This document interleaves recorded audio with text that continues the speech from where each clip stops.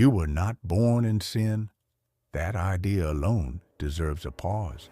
Because if guilt existed before your first breath, before choice, before awareness, then obedience was never meant to be voluntary. It was programmed.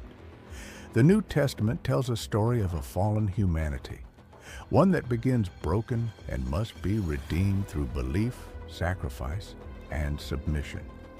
But the Gnostics told a very different story. They said humanity did not fall. Humanity forgot. Not because of corruption, but because consciousness entered form. And forgetting, unlike sin, does not require punishment. It requires remembrance. If the soul originates in divine intelligence, why would it need to be saved from its own source? Why would love demand blood? Why would truth require obedience instead of understanding? These questions were never meant to be asked openly.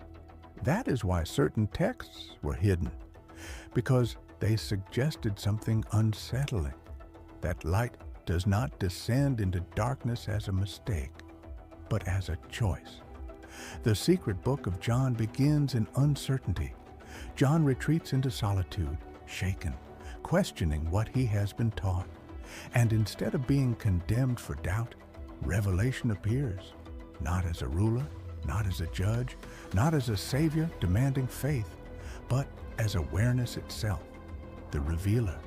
It tells him this is not new knowledge, it is memory returning. Before commandments, before churches, before the cross became a symbol of guilt,